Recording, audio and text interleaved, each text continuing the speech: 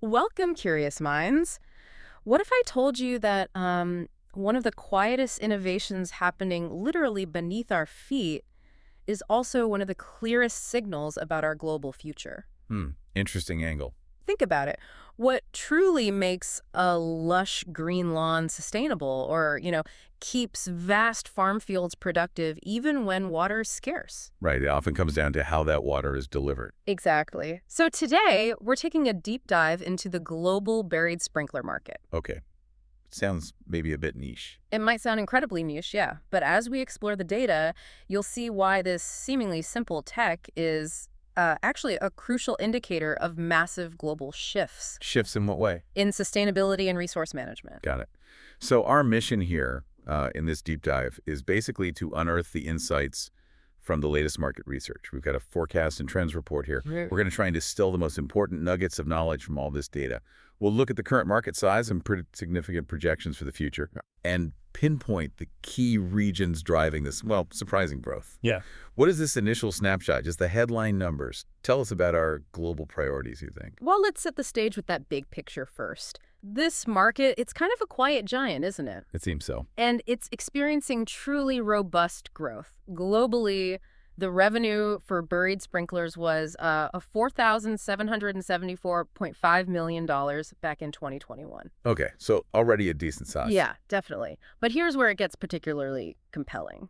This market is projected to reach $2,300 million by 2025. Just around the corner. And then an impressive $3,864.1 million by 2033. Wow. That means it's expected to more than double in, just over a decade? Yeah, that indicates some powerful, sustained upward momentum. It really does. And what's truly fascinating here, I think, is that this healthy compound annual growth rate, or CHAR, Sure. of 6.7% over the forecast period isn't just some random uptick, What's behind it? It's fundamentally fueled by two big interconnected trends. Yeah. The rising adoption of, like, really efficient irrigation systems Okay. and the increasing, I'd say, urgent demand for sustainable water management. Right. Both agriculture and landscape. Exactly. Across both. So this Yeah. isn't just about keeping lawns green.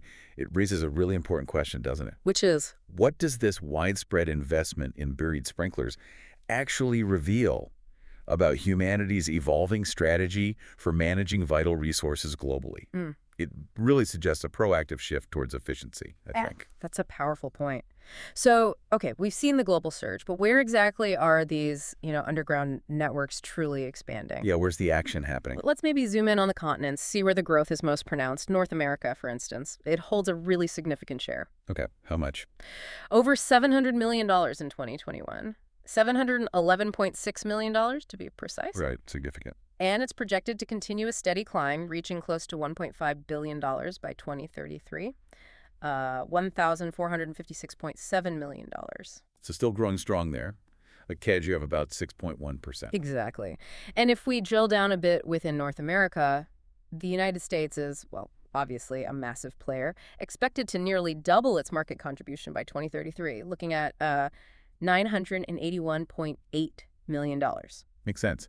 Big country, lots of agriculture and landscaping. Canada's also showing consistent growth, projected at $336.5 million by 2033. But here's where it gets really interesting. Mexico. Mexico really stands out. It's forecasted for an impressive 8% CAGR. 8%. Okay, that is a standout. Yeah, signaling particularly, explosive growth within the region, reaching about $138.4 million by 2033. Interesting. Okay, moving across the Atlantic then, Europe. Where's next? So the market there was valued at $543 million in 2021, also projected to more than double, hitting $1,139.9 million by 2033. And the growth rate? Growing at a solid CAGR of 6.4%. Pretty comparable to North America overall. Okay. Any specific countries leading the charge there? Now, what's particularly notable is the United Kingdom. It's actually leading the growth in Europe, posting a strong 7.4% CAGR. Wow. Higher than the regional average. Right. Expected to reach $253.1 million by 2033.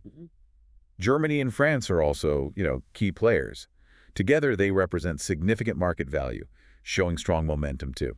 What are their numbers looking like? Germany's forecasted to hit $193.8 million. France, around $160.7 million. Yeah. And we also see steady expansion in places like Italy and Russia, while Spain and Luxembourg reflect a maybe more moderate, but still consistent growth rates. So it shows a pretty broad commitment across the continent, then. I think so, yeah. Yeah. Definitely widespread adoption. Okay, now for the region that's really, well, exploding, you could say, Asia Pacific. Yes, I was waiting for this one. Usually high growth there. Absolutely. This market is undergoing incredibly rapid expansion, set to more than double from $362.9 million in 2021 to over $900 million by 2033. That's $906.1 million. And check this CAGR, a remarkable 7.9%. Wow, okay. That's significantly higher than North America or Europe. It really is. And the leaders in Asia Pacific are truly driving this acceleration. China is right at the forefront. Expected. Expected to climb with an 8.6% CAGR, reaching $377.9 million. Very strong. But here's the real head turner. Go on. India, surpassing all with a remarkable 9.8% CAGR. Nearly 10%. Goodness. Yeah. Forecasted to reach $110.5 million by 2033. It just shows an unprecedented pace of adoption there. That's incredible. Huge focus on water management, presumably. Must be. We also see strong and stable growth coming from Japan, South Korea, and Southeast Asia as well, each showing solid numbers. Right. It's just clear this whole region is making huge strides in water efficiency. Absolutely fascinating. Okay, briefly then, Latin America. Let's touch on that. Brazil leads this market, projected to approach just under $100 million in revenue by 2033, $97.2 million. Okay. And what's striking here, similar to Mexico actually, is that Argentina, Colombia, and Peru are all demonstrating robust KGRs. How robust? Ranging from 6.4% up to 8.3%. So Colombia's up there with Mexico and China. Looks like it, yeah, over 8%. This really underscores a kind of region-wide trend towards increasing adoption of modern irrigation practices, which is, crucial for their agricultural future. Makes total sense. Okay, one more region. Right, Middle East and Africa. What are we seeing there? Well, we're seeing growing demand across Egypt, Turkey, and the wider Middle East region. Water is obviously critical there. Extremely critical. Turkey, for example, is expected to expand at a 7.2% CAGR, reaching about $29.7 million by 2033. Solid growth. And Egypt also performs solidly with a 6.9% CAGR. Oh, So these figures, they really highlight a clear move towards optimizing precious water resources in these often very arid environments. Yeah, no surprise there, but good to see the investment happening. Definitely. So, okay, let's try and pull this all together. What does it all mean when we look at the whole picture?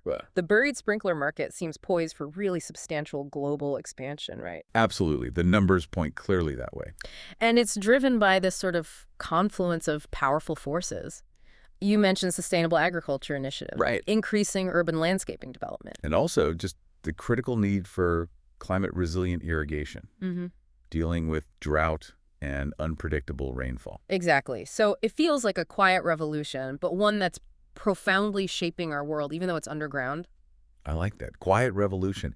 And what's fascinating, if we really distill these numbers down, the key high-growth hotspots. Yep.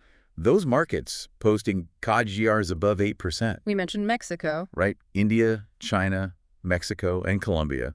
Those seem to be the real standouts. Okay. And this isn't just about, selling more sprinklers. It points towards significant investment and likely innovation opportunities across these specific regions as they prioritize efficient water management. It's a really clear signal, I think, about where the future of sustainable resource use is rapidly taking shape. Exactly. So, like we said at the start, a seemingly simple product, buried sprinklers, hidden from plain sight, reveals these powerful global trends in how we manage water and develop sustainable infrastructure for the future. It truly is a compelling story hidden just beneath the surface. It really is. And that leads me to a final thought, maybe for you, our listener, to consider. Oh. If the growth of buried sprinklers indicates this global pivot towards more efficient water usage, what other overlooked technologies might be silently shaping our future, especially, in the face of climate change and resource scarcity? Good question. What, in your view, is the next big shift that's maybe happening right under our noses that we're not paying enough attention to yet? When you walk through a really pristine city park or maybe past a golf course or even just see that one lawn down the street that's impossibly green, beneath that perfect surface, there's often this intricate web of technology. It's quietly working away and honestly battling some pretty big challenges. Today, we're kind of unearthing the surprising world of buried sprinkler systems. Yeah, our mission in this deep dive is to, pull back the earth, so to speak. We want to reveal how these landscapes actually stay so consistently hydrated. We'll explore the massive surge in demand for these systems, look at some unexpected challenges that come with putting them underground, and touch on the really exciting innovations shaping their future. We've done a lot of digging into our sources to bring you the essential nuggets, really, giving you a shortcut to understanding this surprisingly complex industry. It absolutely is. And it's really far more than just, pipes and spray heads buried in the ground. What's truly fascinating, I think, is how this hidden infrastructure connects directly to major global issues. Things like sustainable urban planning, critical water scarcity. These systems play a pivotal role, often out of sight, yeah, but definitely not out of mind for the people managing these resources. Okay, so let's start there. The big question. Why the boom right now? Why are buried sprinkler systems suddenly, or maybe not so suddenly, expanding so much? Our sources point to a significant driver, and that's the rapid global expansion of landscaping projects. It seems tightly linked to ongoing urbanization. As cities grow, green spaces become, well, almost essential. Core elements for both residential and commercial development, and that drives demand for sophisticated irrigation. It's skyrocketed. Yeah, think about it. They maintain that beautiful surface we all appreciate, right? Providing reliable, consistent water for everything from perfect lawns to huge parks and sprawling golf courses. The real strategic advantage, I suppose, is that these systems just vanish once they're installed. They deliver precise watering without you having to look at hoses or, those clunky above-ground setups. Exactly. And that growth isn't solely about looks. It's being significantly propelled by mounting pressure from water conservation regulations. That's a huge factor. Water scarcity is becoming, well, an increasingly urgent global issue. So governments, municipalities, they're stepping up. They're actively mandating more efficient irrigation practices now. It's not just a friendly suggestion anymore. It's often becoming a legal and environmental necessity in many places. Right. And buried sprinkler systems, well, they're kind of perfectly designed for this. They allow for zoned control, meaning you can water different areas differently based on need. Plus, they use precision nozzles. Put together, these things dramatically cut down on wasteful overspray and runoff.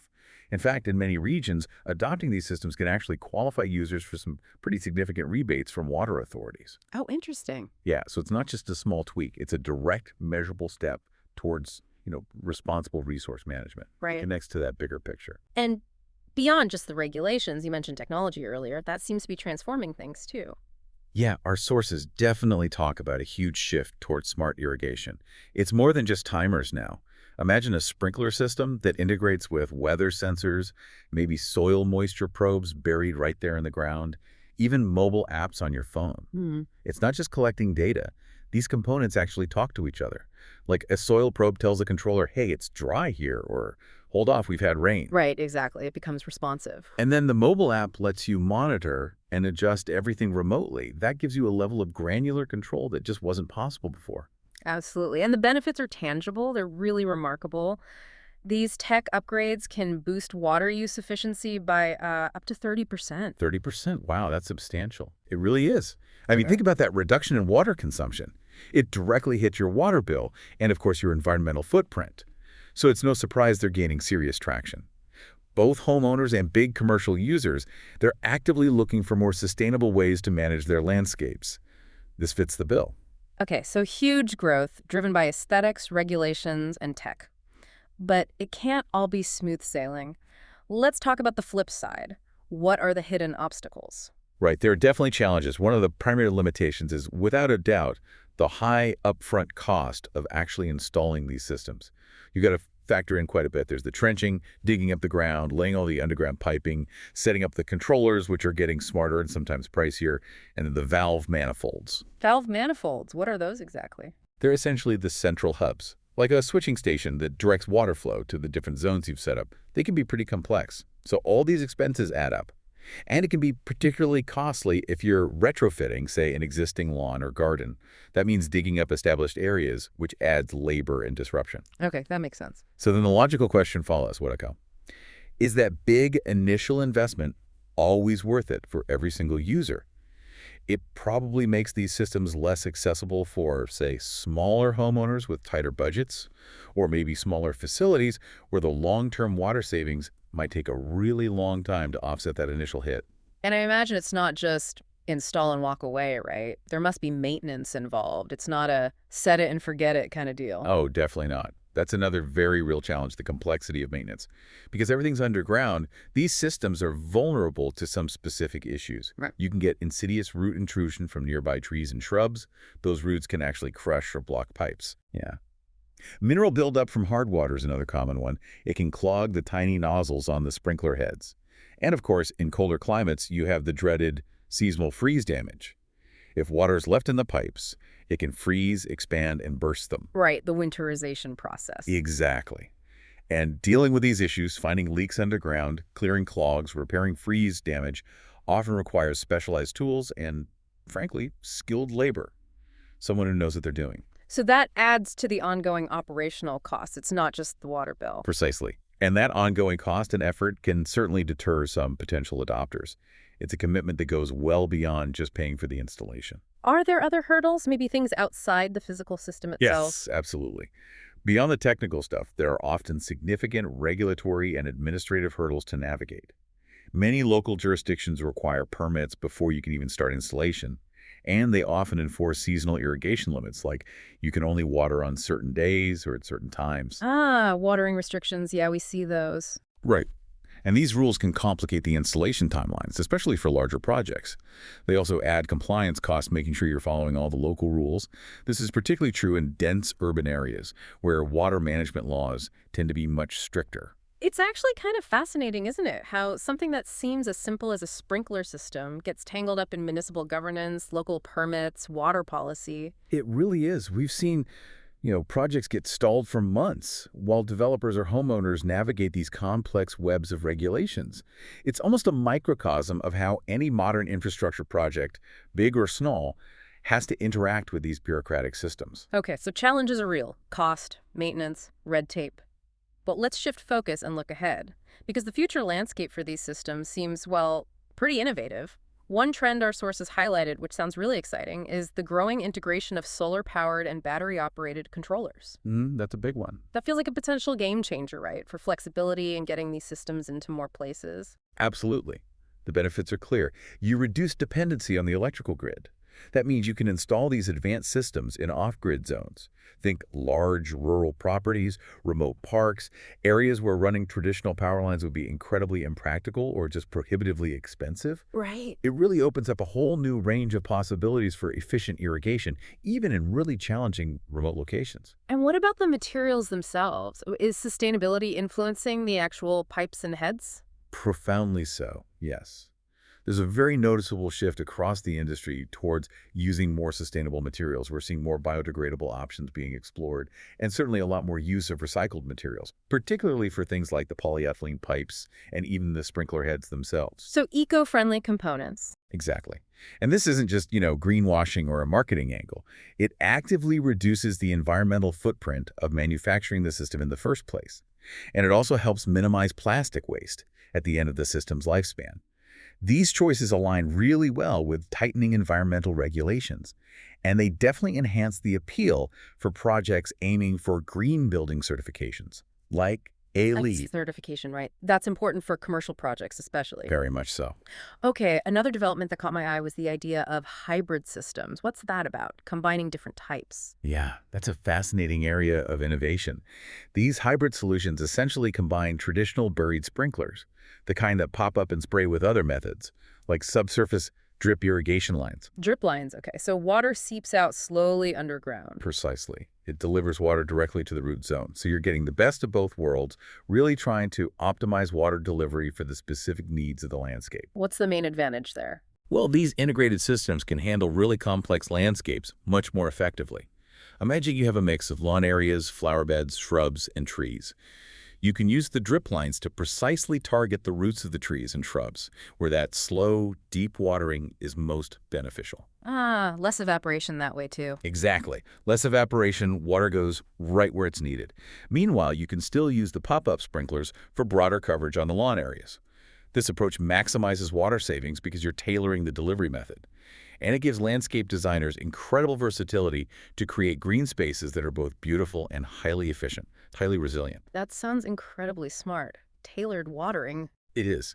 So when you pull all these trends together, The solar power, the eco-materials, these adaptable hybrid systems. Mm-hmm. What you're seeing is a clear, broad movement. The industry is moving towards smarter, greener, and ultimately more resilient irrigation solutions. It's actually quite surprising, isn't it, how an industry that might seem quite simple, just watering the grass, is constantly innovating. It's evolving to meet these increasingly complex environmental and efficiency demands. It's anything but static. Wow, what an eye-opening deep dive that was, really. We've journeyed from those initial growth drivers like cities getting bigger and that critical push for water conservation. Then we hit the very real challenges, the high upfront costs, the tricky maintenance, all the way to this innovative future. Solar power, eco-friendly materials, those really versatile hybrid systems, it's quite the evolution. So maybe the next time you look at that perfectly green lawn or you're walking through a park, consider this. Even technologies that seem pretty simple on the surface, like buried sprinklers, are actually deeply, profoundly intertwined with some of our biggest global challenges. Things like water scarcity, sustainable urban planning, overall environmental health. It's like a quiet testament, really, to how human ingenuity is constantly working, even right beneath our feet, trying to address these huge issues. That really is the core of it, isn't it? And this deep dive into sprinklers, well, it just scratches the surface. It makes you wonder how many other mundane technologies all around us might have equally complex, evolving stories hidden away. They're solving problems we don't always see, adapting to new realities, quietly shaping the world we live in. So we definitely encourage you, the listener, keep looking, keep asking questions, keep taking your own deep dives into the surprising ingenuity that's hidden just beneath the surface of the world around you. There's always more to learn.